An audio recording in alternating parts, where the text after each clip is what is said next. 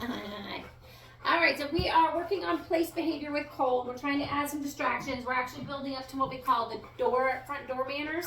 So when someone comes to the door and knocks or rings the bell, we want Cole to go to a designated place where he will lay down and relax while the people come in. Nobody gets to say hi to him on the place, no matter where it's at in your house. Place is always a very calm, zen zone for him. So kids don't get to climb up there and love on him while they're on the place. They don't get to jump around on there with it. We want Cole's mind to be in a very relaxed state of mind when he is on this place, no matter where it's at. Whether it be at your front door, whether it be in your kitchen, whether it be at a restaurant. When he lays down on a place or even in the down position, he should be very relaxed. We are going to try to get him in that relaxed down position, which is kind of hard for him. He likes to lay on his belly with his, what I call his back feet right underneath him, so he's in spring mode.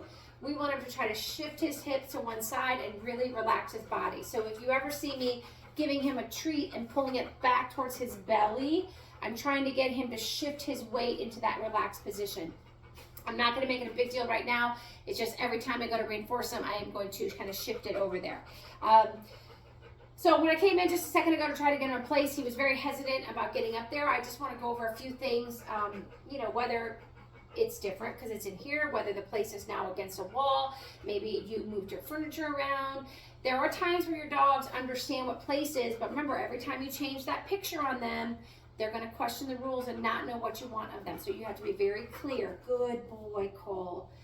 So another thing I want to be very clear about is we need to be careful, especially with these hyperactive labs, when we're giving them attention, whether that be verbal, eye contact, touching, any of those things, looking at him, touching him, talking to him. It doesn't matter what you're saying or what you're doing. If you think, oh, well, I'm pulling up on his ear and he doesn't like that, it doesn't matter. These guys are tough, man. They thrive on wrestling, right? So if you're sitting there going, no, you're a bad dog, blah, blah, blah, blah, blah, blah. Again, he doesn't care the words coming out of your mouth if the end result is getting more attention from you. What I mean by that, let's say I'm sitting on the couch, I'm reading a book, Cole's laying on the ground. I'm not going to say a word to him because, oh my God, if I talk to him, he'll come over here. That is not the right idea. You want to reinforce those times where he's calm. And yes, he'll break behavior, but then you just ignore him again and wait till he gets back in a relaxed position and reinforce him then. What normally happens is you're on the couch, you're watching a movie, you're reading a book, Cole is laying down nicely. We ignore it because that's what we do. We don't bring attention to the good most of the time. He gets bored and says, I'm going to go over and I'm going to grab Mom's shoe, which is right next to her. Well, then guess what happens? Mom jumps up. He's got my brand new shoe. The kids join in. The husband goes. The entire family is now chasing Cole around the house to get this shoe back. So, yes, in your mind, you're like, I want to get my brand new shoe back. I don't want to chew it up.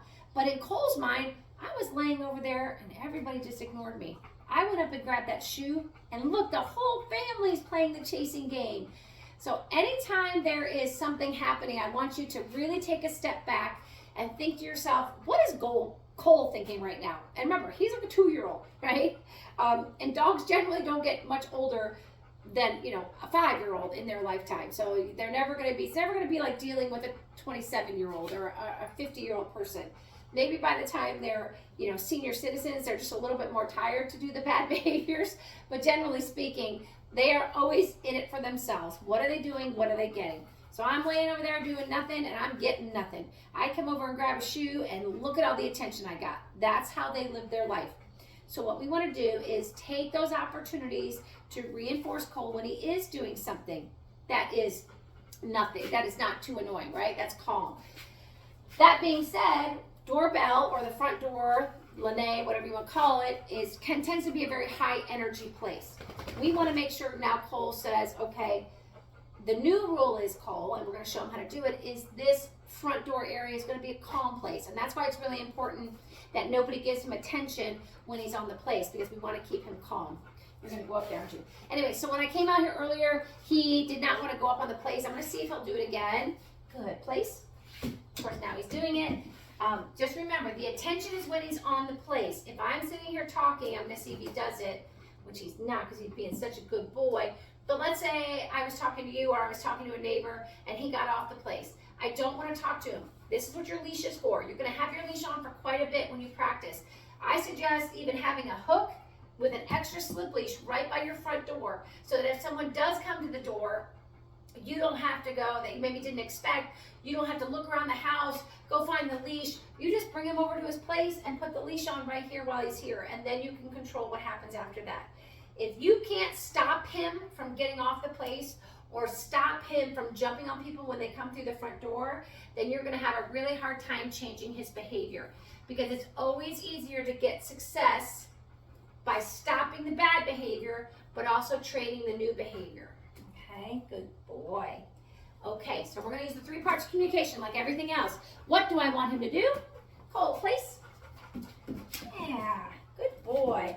I am gonna reinforce him for sitting, and then I'm gonna see if I can get him on the down position here. Good, down. Yeah, there, that's a nice lay down. Good, yes. Now his biggest thing is he can't really stay down too long, so you're gonna see me reinforce quite often. Yes. And when I'm first starting something new, my distractions are gonna be very small. So I'm just gonna move a little bit. Is he still doing it? Yes, he is. Good boy. So he's gonna get something yummy. I'm gonna move a little bit bigger. Is he still doing it? Yes, he is. Good job. Now, how does he know he can get off of here? Okay, that's all there is. So now, we'll build the basics from there. We're just gonna start adding on what really happens when someone comes to the door. I'm gonna push him and see how far I can get, how much distractions I can add. All right, kid, place. And as you see, I'm walking towards the place with him because I gotta answer the door anyways, right? Nope. Yeah. Yes, good boy. Nope. Nope. Okay, I'm gonna take him off and do it again. So see how little attention he got for doing that wrong? He didn't get my verbal praise, he didn't get any petting, he didn't get a treat. Down. Yes. So if you're in a position where you feel like you're beating your head against the wall and maybe he's just not comfortable, maybe he's too close to the front of the place, maybe you're just too frustrated, just release and go away. Give him no attention and come back to it. So I'm gonna add a distraction by opening I might just touch the doorknob. I'm gonna remind him what he's supposed to do. Place. Yes. So in my head, I'm gonna try to open the door this much. If I open the door this much and he's still doing this, I'm gonna mark it with yes and give him a treat. Yeah, nope.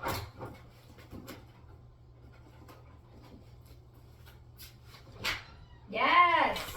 All right, so you see halfway through that he messed up. I started to say the marker word, but then I stopped. He messed up, so I quietly came back, put him in the right position, and repeated what I wanted to do. So the worst thing you can do is try to add a distraction. He messes up. Good boy. You come back, put him in the down position, and pay him right then.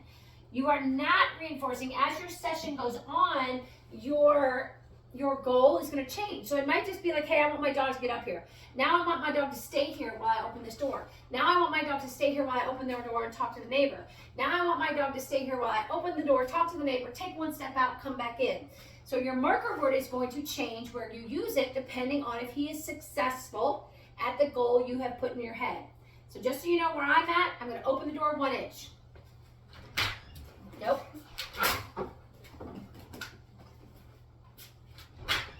Yes, good boy.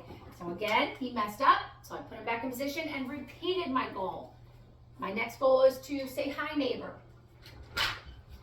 Hi, neighbor. Yes, that was very good. Good job. I'm going to talk a little bit more to my neighbor. Nope.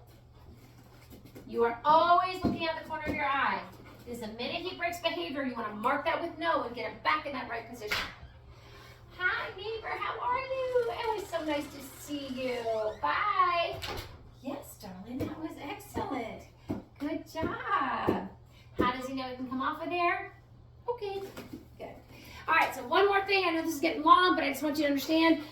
We really want the dogs to go off our verbal cue. I don't want him to go off my body language. Just like if I went to go walk out the door, I don't want Cole to think, oh, well, you're moving, so I'm moving. That's not it. I might be moving, but you're still supposed to stay on your place. Same thing happens, especially when I start adding people coming in the door who are going to ignore him, remember. I don't want him to think every time I shut the door, give him a treat, and go to walk away, that's when he knows how to get off the place. I want him to go off my verbal cue, my release word, okay. So on this next one, I'm going to show you how on this end of the behavior, how you need to change what you're doing as well. I might add one more thing, just because he's doing so good. I'm going to add a little bit of a doorbell, see how he reacts. Good boy, Cole, ready? So here's our doorbell. Please.